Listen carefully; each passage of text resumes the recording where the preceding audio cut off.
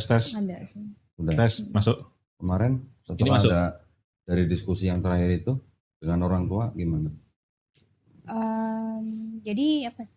Ada diskusi sama orang tua gitu? Jadi kan waktu kalau di sini kan kemarin kalau aku nonton video call dan ini kan juga lebih kayak ya kita bukan yang mau nyakitin orang tua gitu apa harus berani gitu nah Iya. Anak kan bisa bikin keputusan sendiri.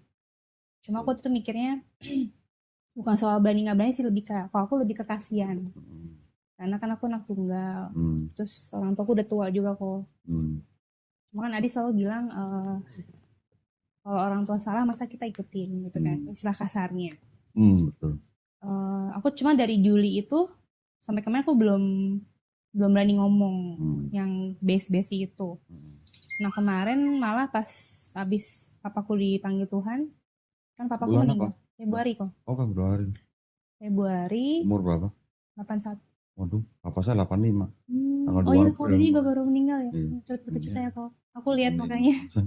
Aku mikir papa Kono ini umur berapa ya gitu. Kok tahun ini dari Jalan dia? 86. Tahunnya dari dia. Masa sih tak lihat statusnya? Oh iya.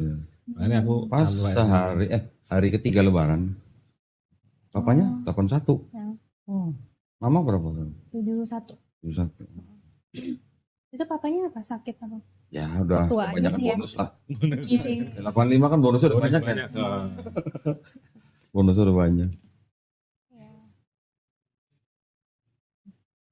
Nah, jadi sama mamanya belum ngomong.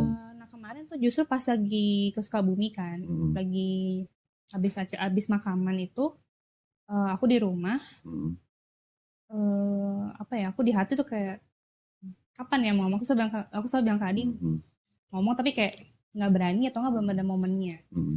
Cuma pas di kamar itu aku kayak ini saatnya lah gitu. Jadi aku juga belum mutusin kok, cuma mungkin 80% aku tahu tuh benar, 80%.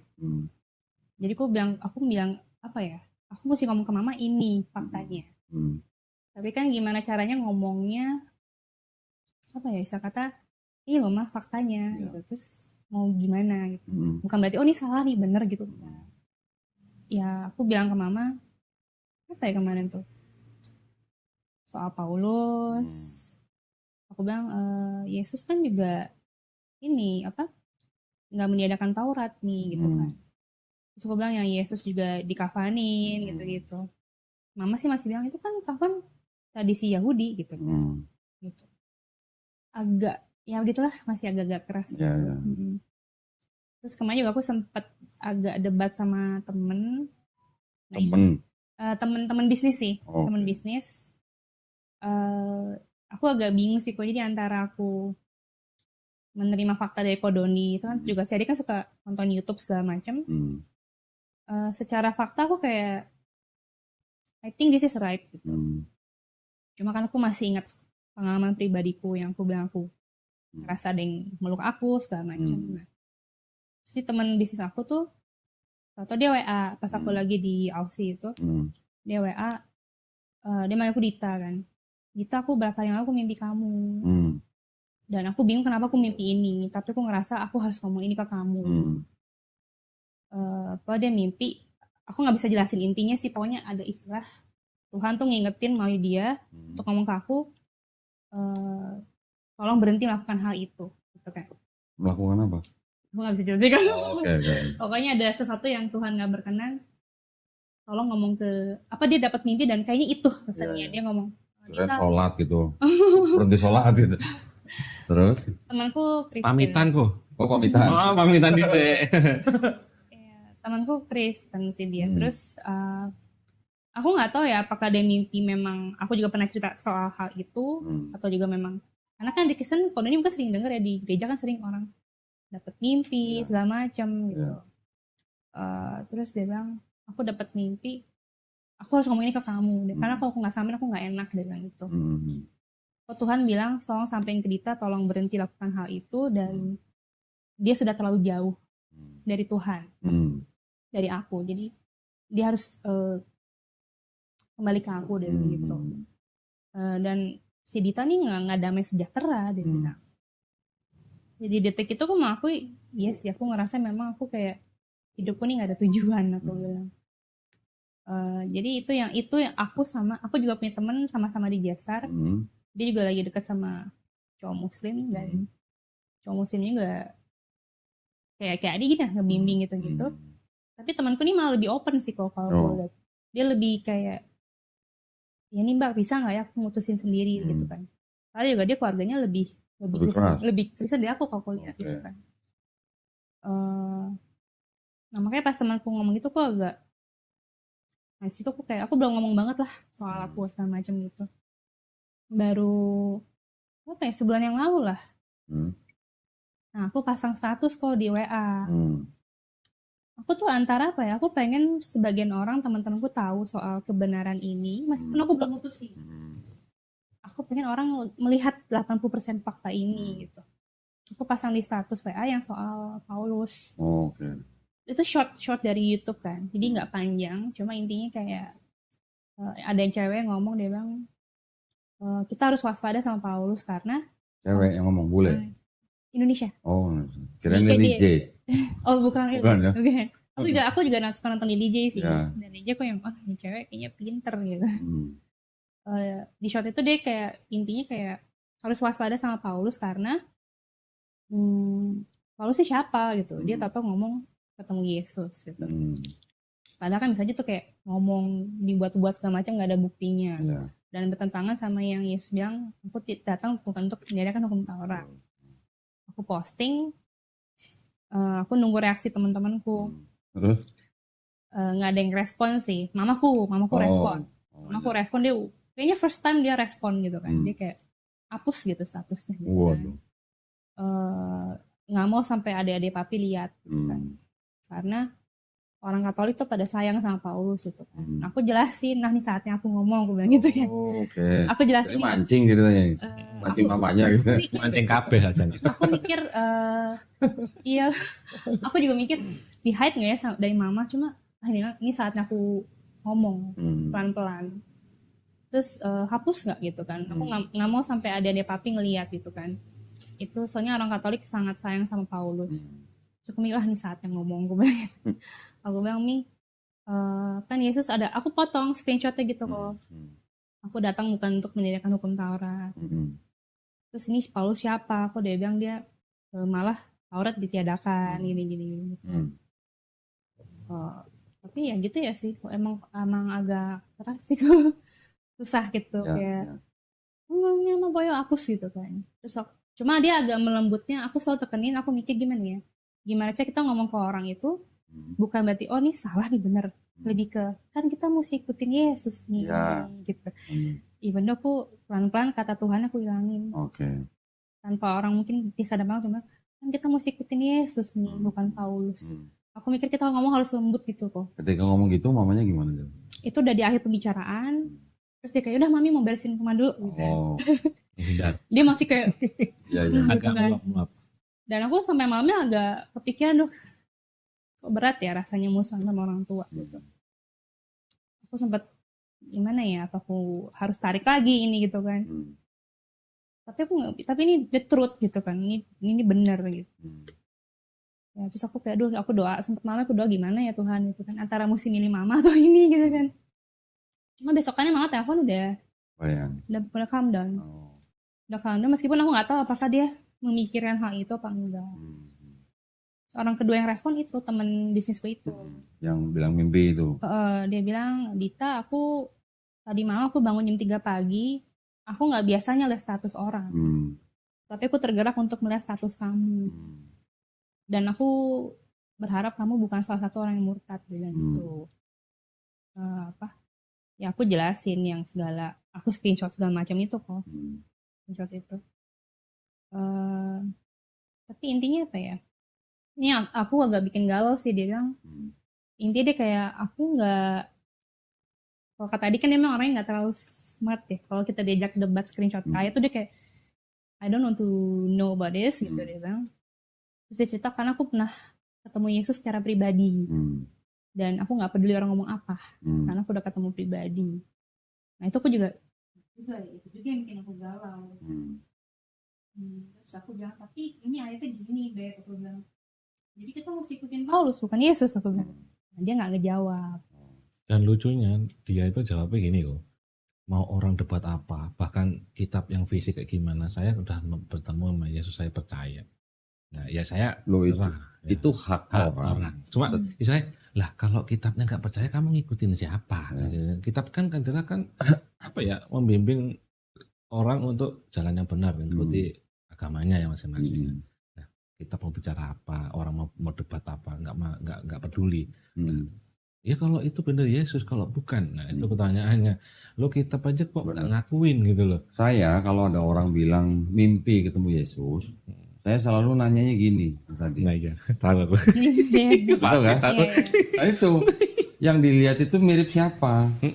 Nah itu beda-beda jawabannya. Ini temennya miripnya bentuknya kayak gini. Nah si temennya itu bentuknya kayak gini. Dia berpikir antara 1, 2, 3 kok nggak ada yang sama. Kalau beda dengan orang pengalamannya di luar juga beda. Nah kira-kira memang maaf ya kalau persetan kayak emang ada yang rambutnya segini ini lah. Emang kok bisa ganti-ganti? Emang pakai wig? Aku bercandain sama dia. Nah ini tanda tanya. Ada yang agak hitam, ada yang putih, ada yang kasihan dong kalau yang orang Ethiopia, Kristen Ethiopia, kalau mimpi Yesusnya kulit hitam.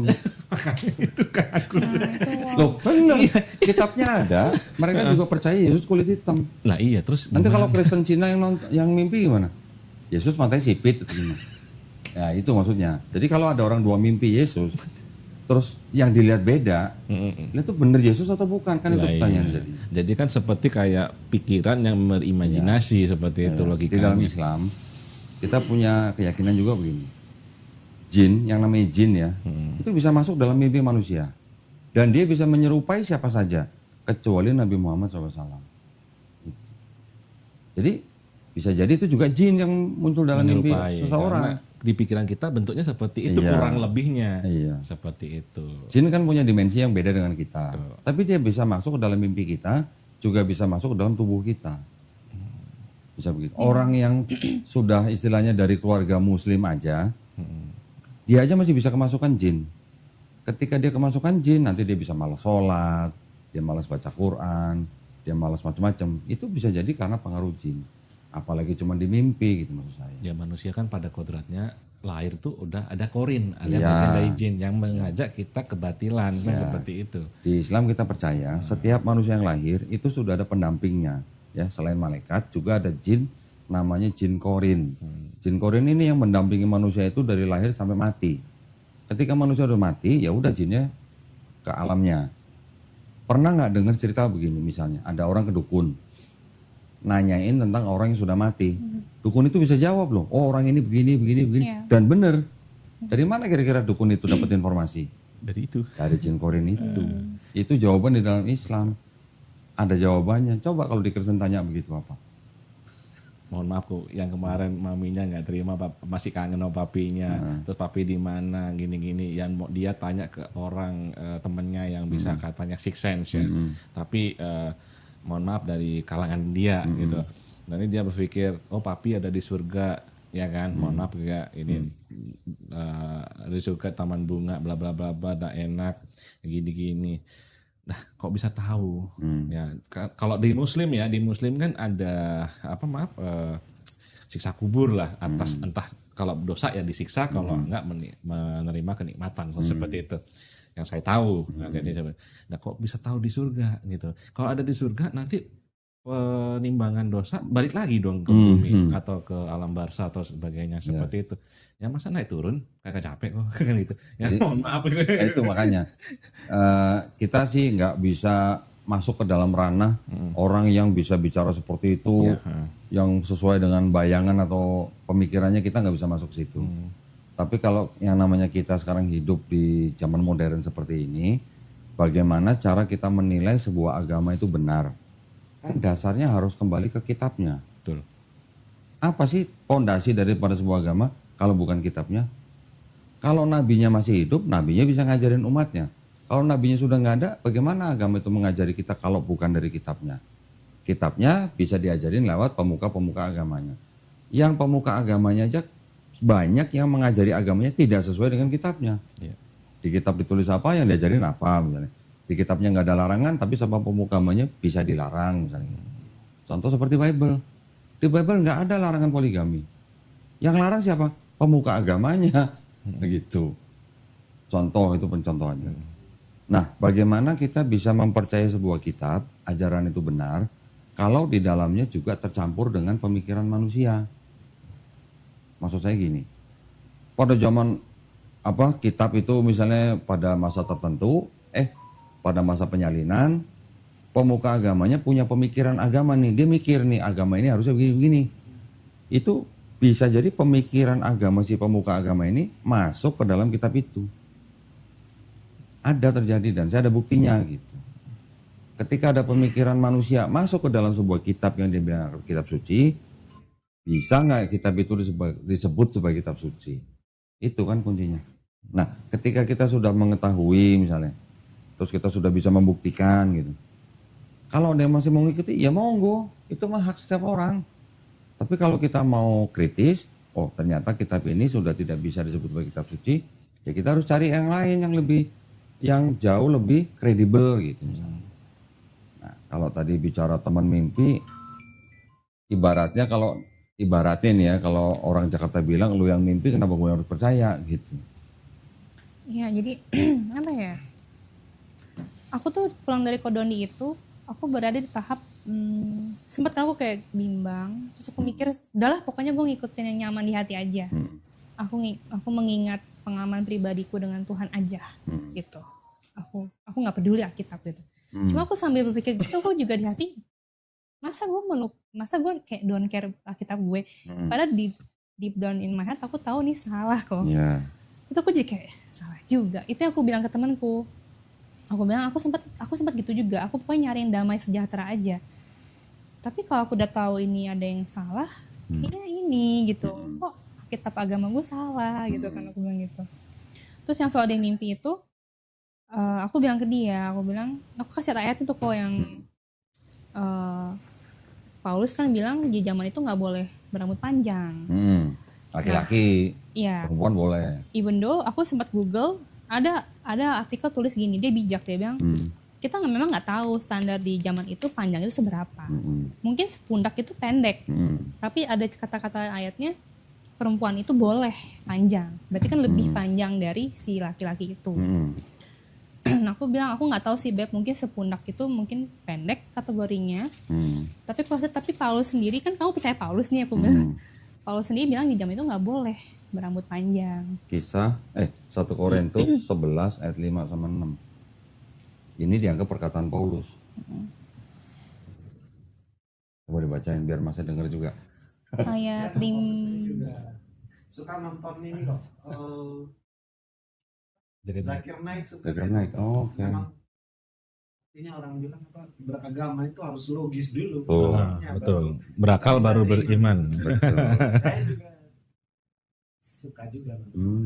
Coba dibaca, Bi. ayat berapa? 5 ya? 5 dan 6. Tetapi tiap-tiap perempuan yang berdoa atau bernubuat dengan kepala yang tidak bertudung menghina kepalanya.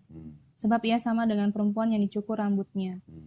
Sebab jika perempuan tidak mau menundungi kepalanya, maka haruslah ia juga menggunting rambutnya.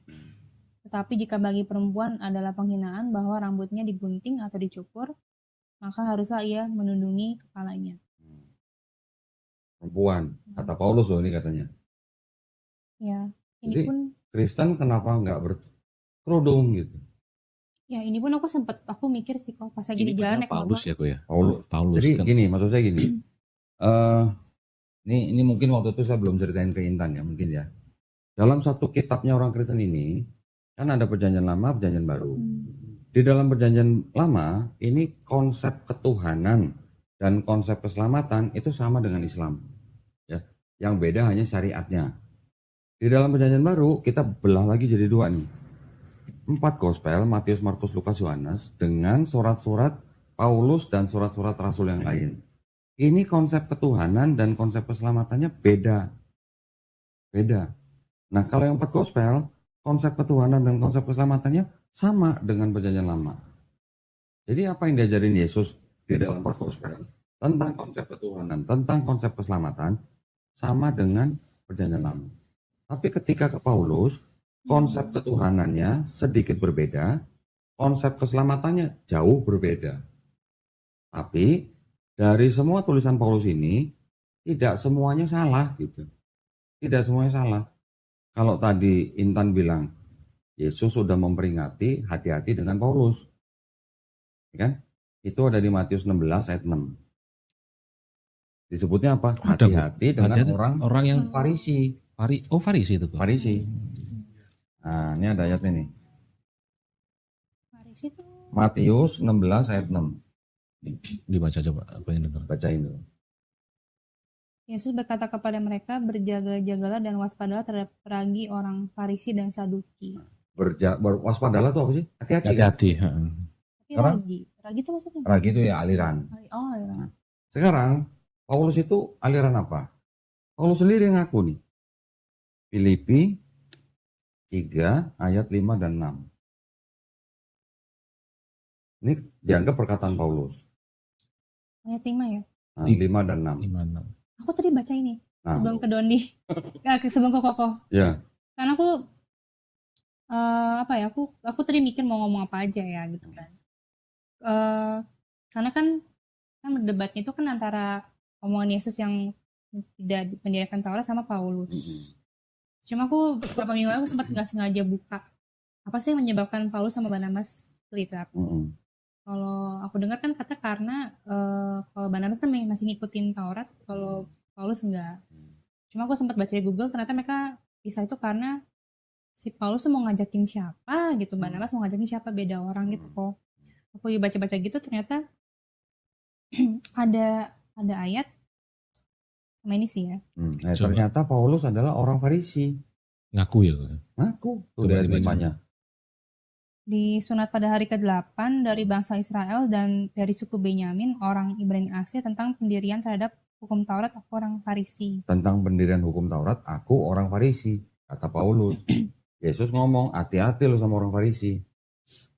Sebelum Yesus diangkat itu tadi. Sebelum lo. Nah, sekarang yang disuruh oleh Yesus, perintahnya Yesus kepada murid-murid dan bangsa Israel, kan begini.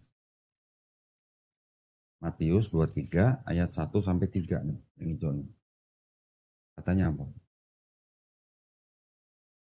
Maka berkatalah Yesus kepada orang banyak dan kepada murid-muridnya, katanya, ahli-ahli Taurat dan orang-orang Farisi telah menduduki kursi Musa. Ahli Taurat dan orang Farisi telah menduduki kursi Musa.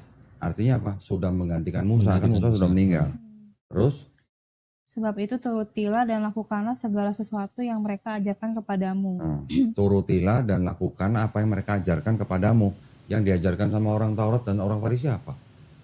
Hukum Taurat. Ya kan? Tapi katanya apa?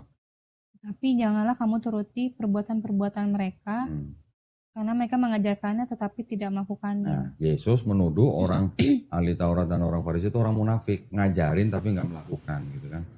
Yesus menyebut mereka apa? Hai kamu keturunan ular beludak gitu katanya. Ini dianggap perkataan Yesus.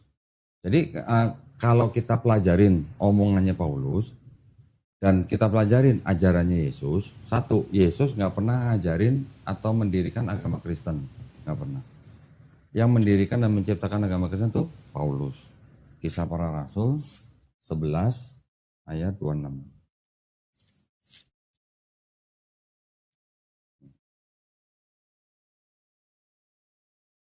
Mereka tinggal bersama-sama dengan jemaat itu 1 tahun lamanya sambil mengajar banyak orang. Di Antioquia lah murid-murid itu untuk pertama kalinya disebut Kristen. Disebut Kristennya beberapa tahun setelah Yesus nggak ada. Jadi Kristen itu adalah ciptaannya Paulus. Nah, jadi kalau melihat daripada ajarannya, yang membedakan antara Paulus dan Yesus itu adalah yang paling utama, itu adalah konsep keselamatannya. Konsep keselamatannya apa? Yesus bilang, kalau mau masuk surga, bertobat. Bilangnya gini, kalau kamu nggak bertobat dan menjadi seperti anak kecil, kamu nggak masuk surga. Ini ajaran Yesus. Ada di mana? Matius 18 ayat 3. Ini kalau benar perkataan Yesus loh ya. Yang merah. Lalu berkata, aku berkata kepadamu sesungguhnya, jika kamu tidak bertobat dan menjadi seperti anak kecil ini, kamu tidak akan masuk ke dalam kerajaan sorga. Kata Yesus katanya nih, kalau nggak bertobat masuk surga. Saya punya studi kasus begini. Itu kan Yesus ngomong kepada murid-muridnya, kalau nggak bertobat dan menjadi seperti anak kecil ini, kamu nggak masuk kerajaan sorga. Betul kan? Kalau ada orang mendengar perkataan Yesus itu, terus kemudian dia bertobat, terus kemudian orang itu mati, sebelum Yesus disalib, orang ini bertobat dan mati, kira-kira orang ini masuk surga, masuk neraka? Masuk surga. Tapi Yesus belum disalib loh. Belum nebus dosa yang dimaksud. Berarti Yesusnya perlu nggak sebenarnya disalib untuk orang ini masuk surga? Kontradiksi sih. Ya. Itu maksudnya. Ya, kalau ngelihat kalimat ini, rumusnya, kalau tidak bertobat tidak masuk surga. Berarti boleh nggak saya bahasain begini? Harus bertobat kalau mau masuk surga. Betul kan? Ya. Kalau ada orang dengar bertobat, mati, Yesusnya belum disalib, masuk surga, masuk neraka orang ini. Nah, gitu. Dengan nalar sehat kan harusnya masuk surga. Tapi Yesus belum disalib. Berarti Yesus perlu nggak disalib buat orang ini masuk surga? Itu yang kita harus pikir gitu ya. Terus Yesus nyuruhnya begitu kan, bertobat kan. Yesus nyuruhnya ngikuti ajaran ahli Taurat dan orang Farisi. Paulus bilangnya gimana? Sebab karena dosa satu orang itu. Ayatnya di sini. Roma 5 ayat 12. Sebab itu sama seperti dosa telah masuk ke dalam dunia oleh satu orang. Satu orang itu siapa? Adam. Istrinya Adam, istrinya. Hawa gitu. Hawanya. Terus Dan oleh dosa itu juga maut, demikianlah maut itu telah menjalar kepada semua orang. menjalar kepada semua orang. Jadi kalau ada bayi lahir, berarti udah buat dosa gitu. Ya aku sempat denger ini sih kemarin. Jadi kalau bayi lahir 3 hari meninggal, kira-kira masuk surga masuk neraka mas? Kalau saya Kira-kira. juga ini artinya bayi yang belum balik itu kalau dalam Islam masuk surga sih. Enggak, ya inilah berdasarkan inilah. Ya. Harusnya nih. Kalau berdasarkan ayat perkataan Paulus, bayi lahir 3 hari masuk surga masuk neraka. Dengan ayat ini harusnya masuk neraka. Karena nggak mungkin dosa masuk surga kan? Make sense nggak kira-kira dengan ajaran ini? Jadi ada perbedaan nih. Paulus mengajarkan ada dosa waris, ini ayatnya. Yesus nggak pernah ngajarin dosa waris, tapi ngajarinnya suruh bertobat. Nah, sama nggak? Yang mana yang sama dengan perjanjian lama? Di perjanjian lama ada ayat begini nih. Ini ayat jelas banget. Atau mas mau baca? Nih, Yesaya 1, 16 sampai 18. Iya benar. Coba gantian. Enggak kok Enggak, itu Mau Jamie. bacain? Boleh. Baca. Siapa namanya? Jamie. Jamie ya. Coba yang merah tuh. Yang merah coba. ini. Ini kan ada perikopnya nih di sini nih. Perikopnya apa nih? Bertobat. Bertobat lebih baik dari mempersembahkan korban. Yang merah ini tolong dibaca mas. Nah. Basuhlah, bersihkanlah dirimu, jauhkanlah perbuatan-perbuatanmu yang jahat dari depan mataku. Berhentilah berbuat jahat. Belajarlah berbuat baik, Mas, permen. usahakanlah keadilan, kendalikanlah orang kejam, belalah hak anak-anak yatim, perjuangkanlah perkara janda-janda. Marilah, baiklah kita berperkara firman Tuhan, sekalipun dosamu merah seperti kirmizi, akan menjadi putih seperti salju, sekalipun berwarna merah seperti kain kesumba, akan menjadi putih seperti bulu domba. Kira-kira Mas Jamie, kalau kata-katanya begitu, menurut Mas Jamie, perlu nggak ada orang yang harus mati di atas kayu salib buat tembus dosa orang?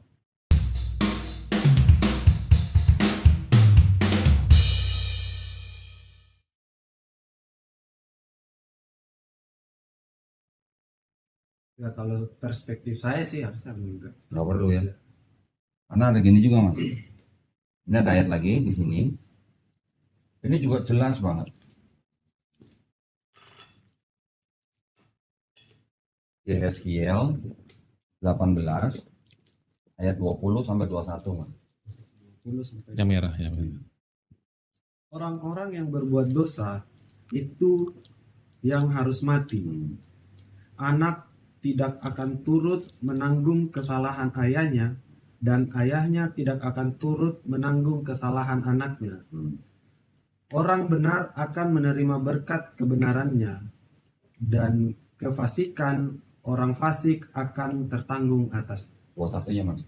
21-nya, tetapi jikalau orang fasik bertobat dari segala dosa yang dilakukannya dan berpegangan pada segala ketetapanku, serta melakukan keadilan dan kebenaran, ia pasti hidup, ia tidak akan mati. Orang fasik itu apa, Mas? Orang fasik. Orang fasik itu orang yang berbuat dosa terus menerus. Itu orang fasik.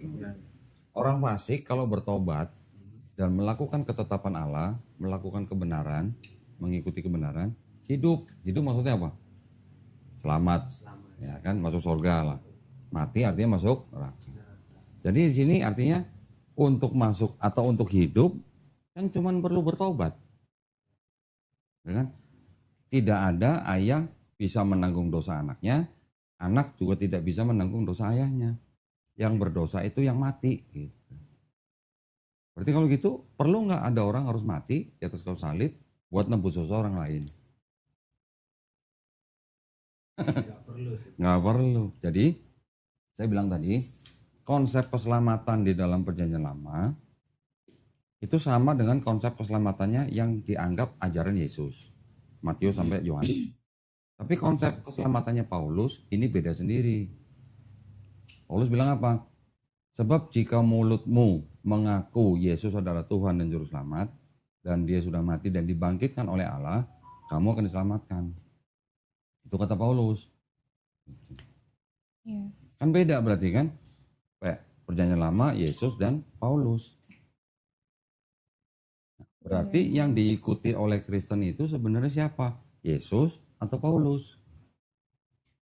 Aku juga kemarin pas lagi nyiapin bahan buat debat sama temanku itu, aku langsung kayak, oh berarti ini bener-bener benar terbagi dua. Jadi sebenarnya Yesus tuh, ya, jadi Yesus tuh malah kayak teman Taurat sama kok. Nanti toto Paulus beda sendiri. Iya, betul. Terus yang soal mimpi itu, aku mikir wah nih saatnya gue ini nih, gue bilang gitu.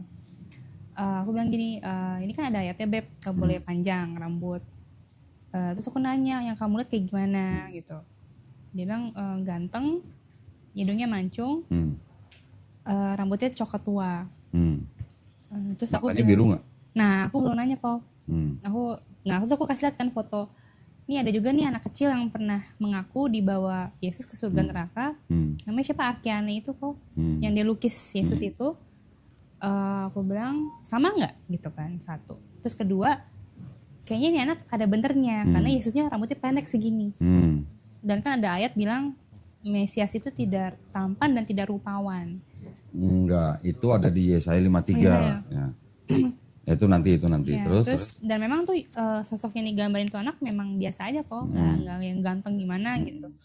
Aku sebenarnya mancing sama nggak? Jawabnya? Kalau nah dia nggak jawab kok. Aku mikir kalau sampai dia bilang beda, ini salah siapa yang bener nih gitu kan? Terus aku mikir aku harus coba kumpulin orang-orang yang pernah mimpi ketemu Yesus segala macam, kumpulin 3-4 orang aja. Kalau sampai beda ya fix salah gitu. Cuma dia nggak ngejawab itu sih kok, nggak ngejawab mimpi. Terus aku tadi dia sempet debat apa lagi, aku belum berani buka lah, takutnya aku kepancing. Baru tadi aku buka, intinya dia bilang intinya dia nggak peduli gitu. Jadi dia bilang ya agama masing-masing Beb gitu, kita nggak usah kayak maksa-maksa orang dan kita lihat buahnya aja. Nah itu kok gak, kadang kita juga mau ngajakin orang tapi kita sendiri di mata orang mungkin masih banyak salah ya kok. Jadi orang juga kayak siapa lu gitu kan, lu aja masih banyak salah gitu. Terus sampai sih kok aku kayak debat-debat gitu sama dia. Apa lagi ya? Nah itu dah. Terus aku bilang aku bilang, oh ya aku sempet gini, matanya biru nggak? Kalau nggak salah aku sempet mata biru, rambut panjang. Terus? Kayak gini bukan? Itu kan yang kayak di Cesare Borgia itu. Oh iya. Aku mikir sampai dia bilang sama, aku yang that's it gitu. Aku mancing, kayak gini bukan? Dia nggak gitu kan. jawab. Dia bilang bukan kayak gitu. Terus aku bilang kayak gini bukan, yang kata Koko kan yang orang ahli sejarah kan bilang harusnya Yesus seperti ini kan, tipikal orang Ibrani Timur Tengah pada saat itu, yang rambutnya pendek, yang hidungnya pesek itu. Bukan dua-duanya, dia bilang. Terus dia bilang yang gambar kedua yang orang Ibrani itu, aduh ini siapa sih Bang, nggak sejahtera aku liatnya, tolong hapus, dia bilang gitu. Nah, aku bilang ya ini ahli sejarah, mereka coba rekonstruksi dari penemuan tulang kerangka pria-pria zaman itu. Tapi aku juga mau nanya sih kok, sebenarnya orang Israel zaman sekarang kan banyak yang kayak bule kan, yang hidung mancung. Banyak karena udah asimilasi. Oh gitu. Karena orang Yahudi kan sempat diaspora tahu kan? Tersebar ke beberapa negara. Bahkan di Jepang juga ada orang-orang Yahudi. Di Cina juga ada orang-orang Yahudi, tampangnya tampang Jepang, tampang Cina, tapi orang Yahudi. Keturunan dari orang-orang Israel yang terdiaspora. Di Ethiopia banyak orang Yahudi kulit hitam. Kita nggak bisa bedain orang Yahudi orang Afrika. Dan banyak mereka berada di Palestina. Jadi yang namanya orang Yahudi itu pernah terdiaspora 2 kali. Namanya orang sudah terdiaspora, sudah keluar dari Palestina, hidup di bangsa lain, pasti asimilasi nggak? Perkawinan antar bangsa, pasti dong. Orang-orang Israel yang di sini sekarang, yang di Palestina sekarang, itu kan kebanyakan keturunan dari orang-orang Yahudi yang di daerah Eropa Timur. Ya, orang-orang Eropa Timur, korban perang, mereka yang dibawa ke tanah Palestina karena difasilitasi oleh Inggris dan Prancis dan Amerika. Ketika mereka sudah timbul aliran Zionisme, pemimpinnya Theodor Herzl kan minta kepada Sultan Abdul Hamid II untuk beli tanah di Palestina, nggak dikasih. Mereka bergerilya lagi dengan gerakan Zionismenya. Akhirnya mereka bisa dibantu sama Inggris dengan apa? Karena pada waktu itu Inggris kan menjadi penguasa di daerah situ. Inggris bisa memaksa orang Arab itu untuk menerima kedatangan orang-orang Yahudi dari Eropa. Kebanyakan dari Eropa gitu ya. Karena kan orang-orang Yahudi yang di Eropa Timur kan semuanya dipersekusi. Puncaknya adalah Holocaust yang di Jerman. Ada di Austria, ada di Polandia, itu kan mereka di basmi-basmin. Nah itu kan udah orang-orang Yahudi yang sudah berasimilasi dengan orang-orang Eropa. Makanya kalau tampangnya ada tampang-tampang Eropa ya wajar, karena mereka ketika leluhur mereka datang ke Palestina itu orang-orang yang berasal dari Yahudi Eropa. Gitu. Tapi di Cina ada orang Yahudi, Ethiopia pun ada orang Yahudi, di Manado juga banyak orang Yahudi, banyak. Ketika tentara Belanda ke Indonesia, itu juga banyak tentara Belanda yang keturunan Yahudi, menikah dengan wanita-wanita di Manado. Sekarang banyak orang-orang Manado yang neneknya menikah dengan tentara Belanda keturunan Yahudi. Sekarang ada komunitasnya nih, walaupun masih ratusan orang nih. Jadi tampang seseorang nggak bisa dipastikan bahwa oh ini bukan Yahudi, Bu, karena ada asimilasi. Gitu. Yahudi Ethiopia, coba lihat di Google aja. Ya benar-benar kayak orang Afrika, kulit hitam, rambut keriting. Karena udah asimilasi. Nah itu yang disebut dengan 10 suku Israel yang hilang katanya. Ya. Kalau yang paling bertahan paling lama kan orang-orang Yahudi yang dari suku Yehuda dan Benyamin. Kan Israel dulu sempat terpecah menjadi 2 setelah kematian Nabi atau Raja Salomo. Terpecah menjadi 2 itu Raja Israel Utara, Israel Selatan. Yang selatan ini adalah orang-orang Israel dari suku Yehuda dan Benyamin. Yang utara sisanya 10 suku. Ada Ruben, Simeon, Lewi dan sebagainya, Isakar. Ketika mereka sudah diserang sama Assyria tahun 722 sebelum Masehi, ini kan sudah buyar istilahnya. Belum lagi masuk Babilonia, semuanya dibawa ke Babel, Babilonia. Ketika kembali lagi ke mana? Palestina, karena dibebaskan oleh Persia, oleh Raja Cyrus waktu itu, barulah mereka kembali ke Palestina, yaitu kan juga sudah asimilasi, udah puluhan tahun gitu di negeri orang. Ketika sama Raja Darius Agung boleh bangun bait suci kembali, orang-orang Israel yang pada zaman dulu ya itu aja sudah bentuknya sudah nggak orisinil bangsa Israel, karena mereka sudah pernah buang ke Babel selama 70 tahun gitu. 70 tahun kan satu generasi ya. Gitu. Ya kan? Ketika bait suci yang kedua itu dibangun, kemudian dihancurkan tahun 70 Masehi oleh Jenderal Titus Romawi, buyar lagi orang Israelnya. Ya sudah, itu kemana-mana, ke seluruh dunia, sampai ke Indonesia juga gitu. Yang di Cina disebutnya saya kira apa ya, Yahudi Kaifeng gitu namanya. Gitu. Itu kan cerita daripada bangsa Israel nih ya. Tapi kalau kita di Islam kan melihatnya begini. Tuhan Sang Pencipta ini, yang di dalam Islam kita sebut dengan Allah Subhanahu wa taala, ini sudah menurunkan yang namanya Taurat, Zabur, Injil, ya kan?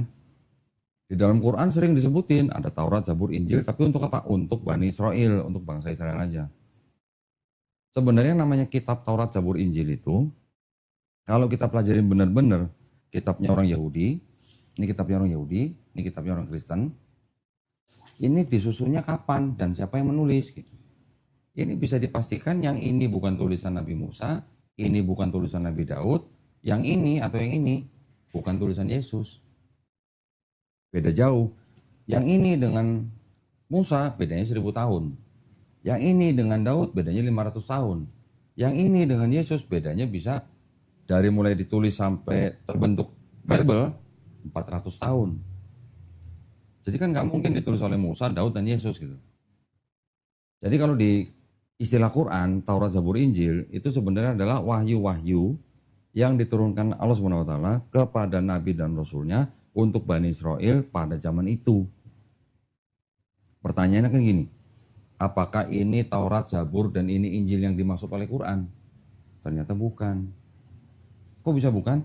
Karena ini tidak ditulis oleh nabi-nabi yang menerima kitab itu, tidak juga ditulis oleh pengikut-pengikut yang pernah hidup bareng nabinya, dan tidak ditulis oleh saksi mata langsung.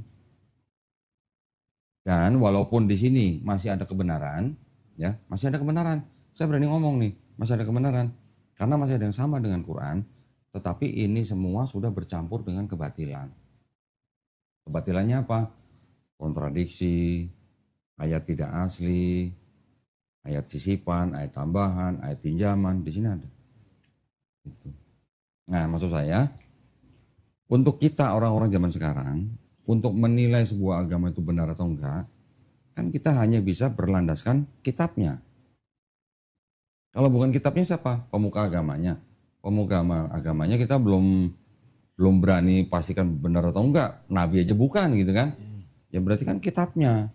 Nah, kitabnya kita uji, ternyata ada kebenaran dan campur dengan kebatilan, ya kalau mau diikutin monggo, tapi kalau saya enggak. Jadi saya udah jelasin, konsep keselamatannya beda, konsep ketuhanannya beda antara perjanjian lama dan perjanjian baru. Satu lagi ada yang beda, nah ini mungkin Intan belum tahu nih. Orang Yahudi yang di perjanjian lama di sini, kan mereka punya konsep Mesias. Ada Mesias nih, siapa Mesias itu?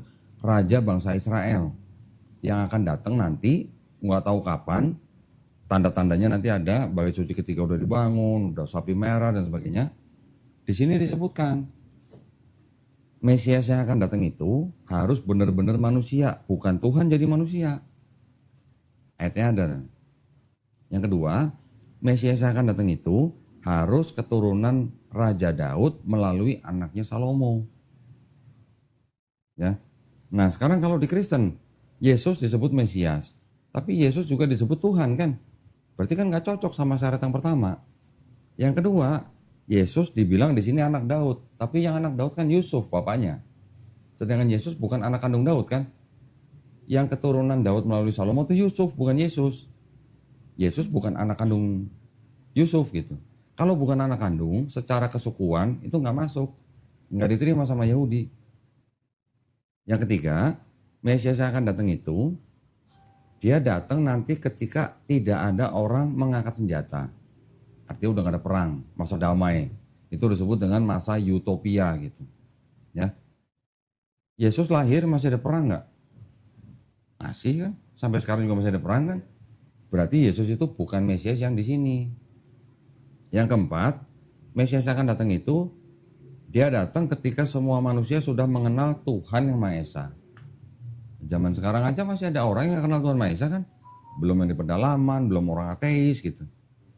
Yang terakhir, menurut kitabnya orang Yahudi, Mesias yang akan datang itu, dia konsepnya bukan datang menyelesaikan misi, pergi, datang lagi gitu. Nggak ada konsep begitu. Dia datang sekali jadi Raja bangsa Israel, sampai mati, udah. Ini konsepnya orang Yahudi. Beda dengan Kristen. Kristen klaim Yesus itulah Mesias yang dijanjikan, ya kan? Tapi di lain pihak Kristen bilang Yesus itu manusia juga, Tuhan juga, ya kan? Yesus diklaim anak Daud, padahal terputus gitu loh. Yesus datang masih ada perang. Yesus datang belum semua orang kenal Tuhan. Yesus datang sudah disalib, sudah mati 3 hari, bangkit dari ketiga, sudah diangkat ke sorga, katanya nanti mau balik lagi. Itu bukan konsep Mesiasnya Yahudi. Gitu. Berarti kayak ini konsep Mesiasnya Yahudi itu hampir sama kayak Islam ya, yang akan Yesus akan turun itu hampir sama ya konsepnya. Oh enggak, Yahudi enggak mempercayai Yesus akan datang. Enggak. Justru malah Islam. Justru kalau Islam malah mirip dengan Kristen. Tapi kalau Kristen percaya Yesus akan datang lagi sebagai hakim yang adil, sekaligus sebagai Tuhan. Kalau di Islam kita percaya Nabi Isa alaihissalam akan datang lagi, bukan sebagai Tuhan, tetap sebagai Nabi. Tetap sebagai Nabi. Tugasnya apa? Membunuh Dajjal, Iya. mematakan salib, membunuh babi, menghilangkan jizyah. Nah, kalau mematahkan salib dan membunuh babi, ini urusannya sama siapa? Kira-kira? Kalau salib dan babi, kita gitu. Ya. Paulus sendiri bilang, kalau kamu nggak percaya Yesus itu Tuhan dan Juru Selamat, yang sudah mati di atas kayu salib buat tembus dosa kamu nggak selamat. Tapi Yesus kan bilang, aku datang bukan untuk meniadakan hukum Taurat. Aku datang untuk menggenapi. Selama langit dan bumi belum hancur, satu iota pun tidak akan dihilangkan. Dan Yesus nggak pernah bilang, aku mati di atas kayu salib untuk menebus dosa manusia gitu. Nggak ada begitu. Beda kan berarti kan ajarannya. Iya, Yesus nggak pernah bilang ya? Nggak pernah. Aku disalib buat ini, nggak pernah ya? Nggak ada. Nggak Ada ada. satu ayat di Markus 10 ayat 5. Ini yang dianggap sama Kristen penegasan dari Yesus bahwa Yesus mati untuk menjadi tebusan. Tapi ini konteksnya beda. 10:45 nih ya. Karena anak manusia juga datang bukan untuk dilayani, melainkan untuk melayani dan untuk memberikan nyawanya menjadi tebusan bagi banyak orang. Di sebuah buku judulnya The Five Gospel, ayat ini disebut bukan perkataan Yesus. Ini adalah ciptaan penulis Markus. Sempat dibahas juga sama Zakir Naik. Mau tanya apa Bu? Ini bukunya. Makanya buku ini dibenci banget sama Kristen. Sama.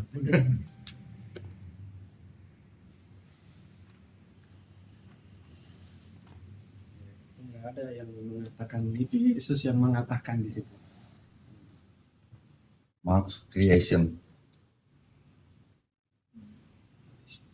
10 ayat 45.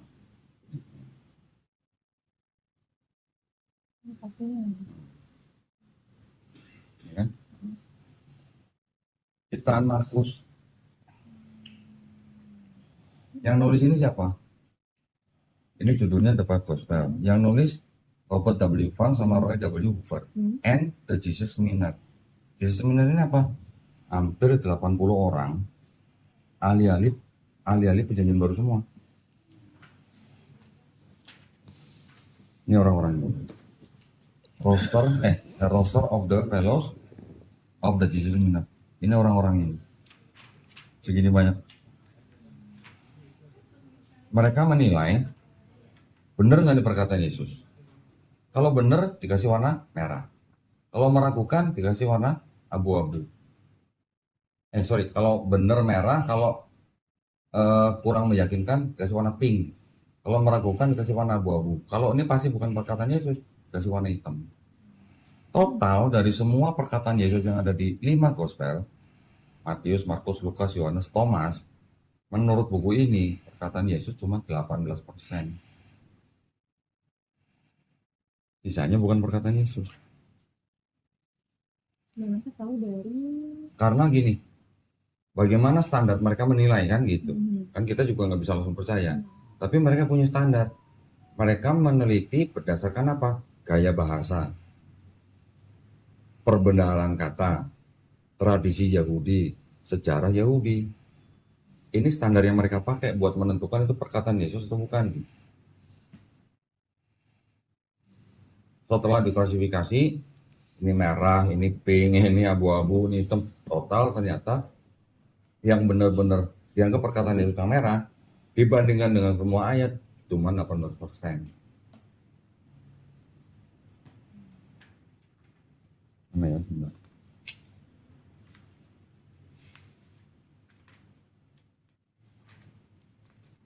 Belum tanda ini.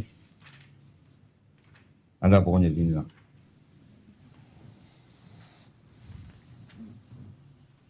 Ya, fotonya apa? Ini. Ayo.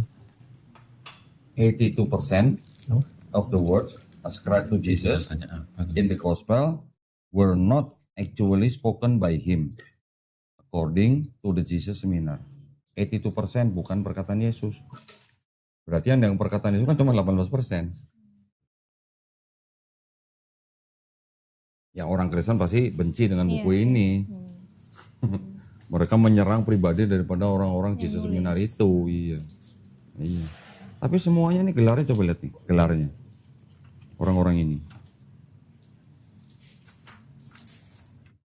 Lihat gelarnya. BA, MA, PhD, BD, EDD, semua divinity semua. Ahli teologi semua.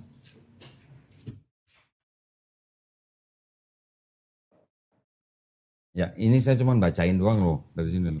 Bukan omongan saya ini. Ini dulu sempat nggak boleh masuk Indonesia.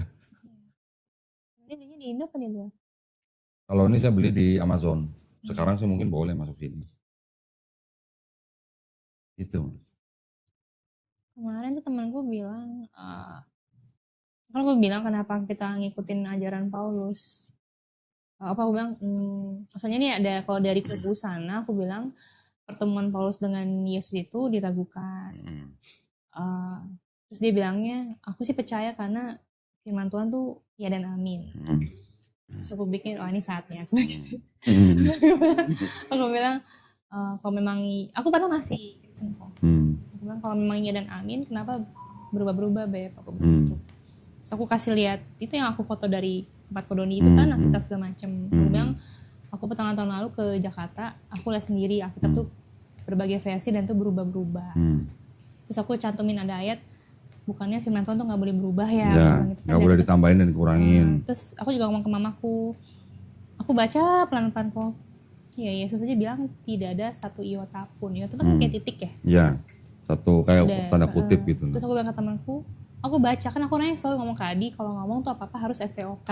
Oh, SPOK. Karena kalau dia kan ngomong cuma gitu satu kata, aku bilang, lu tuh ngomong yang jelas terus SPOK. Pas aku baca itu tuh aku yang kayak, ini Yesus tuh ngomong udah jelas banget. Ada timelinenya. Dia ngomong objektifnya tuh tidak boleh diubah satu iota pun dan sampai langit dan bumi berlalu. Terus aku mikir, ini kurang jelas apa? Kurang jelas apa gitu kan. Makanya aku ngomong ke temanku. Ini timelinenya sampai langit dan bumi berlalu loh. Bukan sampai Paulus ada. Dan gak ada omongan, gue ngomong gini terus nanti kalau Paulus datang gue edit ya. Gak ada, aku bilang. Jadi kita ikutin siapa, aku bilang gitu. Terus temanku bilang, ya kamu baca kitab mesti keseluruhan, jangan sepotong-sepotong. Mikir potong-potong satu periskop. Rata-rata orang Kristen yang nggak bisa jawab ngomongnya begitu. Tapi ketika diajak ngomong diajak baca Bible seluruhnya tanpa sepotong-potong, nanti mereka kan balik lagi. Maksudnya gimana? Contoh gini. Contoh. Dan aku sempet tuh kok gara-gara ngomong itu, yaudah deh gue baca satu pasal itu. Ya. Tetap nggak ada perubahan sih gitu gue baca gitu. Ya, gini maksud saya gini. Di dalam Perjanjian Baru, dari mulai Matius sampai Wahyu, itu ada kira-kira 1000 ayat yang dikutip dari Perjanjian Lama. Perjanjian Lama asalnya dari mana? Asalnya dari sini. Ini sebuah kitab namanya Septuaginta. Udah saya jelasin kan waktu itu kan. Septuaginta ini dalam bahasa Yunani terjemahan kitabnya orang Yahudi yang namanya ini Tanakh. Tanakh ini dalam bahasa Ibrani. Hampir 1000 ayat dari Perjanjian Baru diambil dari Septuaginta atau Perjanjian Lama. Yang diambil apa? Ayatnya, tapi konteksnya nggak dibawa. Ya, contohnya apa? Yesaya 7:14 yang katanya seorang perempuan muda akan melahirkan anak laki-laki dan dia disebut Immanuel. Konteksnya di situ adalah untuk anaknya Nabi Yesaya yang kedua. Di Yesaya 8 ayat 3 namanya Maher Shalal Hasbas. Tapi sama penulis Matius itu diambil, ditulis dalam Matius 1 ayat 23. Kata-katanya mirip sama, tapi yang dirubah. Perempuan muda, di sini anak dara gitu. Anak dara siapa? Maria gitu kan. Perempuan muda siapa? Istrinya Nabi Yesaya. Konteksnya gak dibawa ke Matius, cuma diambil ayatnya doang gitu. Jadi selama orang Kristen baca kitabnya tapi gak tahu konteksnya, selamanya akan Kristen. Tapi ketika dia tahu pelajarin, oh Yesaya 7:14 tuh bicara siapa sih? Yesaya 9:6 tuh bicara siapa sih? Yesaya 5:3 tuh ngomongin siapa sih gitu. Kalau orang Kristen belajar dari perspektifnya orang Yahudi yang punya kitab ini, orang Kristen akan tahu, oh ternyata penulis di dalam Perjanjian Baru itu hanya nyomot-nyomot ayat di Perjanjian Lama, ngambil ayat tapi nggak bawa konteks. Ketika masuk ke dalam Perjanjian Baru, juga konteksnya hanya untuk Yesus. Gitu. Coba ajak temennya belajar. Kalau mau bicara baca Bible secara keseluruhan, ayo gitu di mana ininya. Enggak mungkin. Nyambungnya di mana gitu maksudnya. Nggak akan nyambung. Karena di Perjanjian Lama nggak ada konsep. Ada orang harus mati di atas kayu salib untuk nebus dosa orang lain, nggak ada. Dan Tuhan itu Esa gitu. Mas Jimmy mungkin belum pernah dengar nih ayat begini. Ulangan. Mas Jimmy baca sendiri nih. Ulangan 6 ayat 4 nih. Rajin ke gereja nggak Mas Jimmy? Wah, saya Oh enggak. tradisi malah Pak. Saya dulu besar kakak madrasah malah saya dulu SD. Oh gitu. Jadi Al-Quran, hadis, akidah akhlak, fikih, dapat semua saya. Iya. Makanya Bisa jadi Katolik. apa yang dibilang Kristen, ya Pak? saya. Kristen kan kamu? Iya. Oh, Kristen ya? Bisa jadi Kristen gimana? Ya Dari dari keluarga. orang tua. Oh. Coba baca tuh ulangan 6 ayat 4 tuh. Dengarlah hai orang Israel, Tuhan itu Allah kita, Tuhan itu Esa. Oke, satu ya saya. Sekarang saya ganti lagi nih. Ini kayak gini, mungkin dibaca sama orang Kristen, tapi ketika masuk ke Perjanjian Baru itu diabaikan gitu. Ya, ada beberapa ayat juga sih.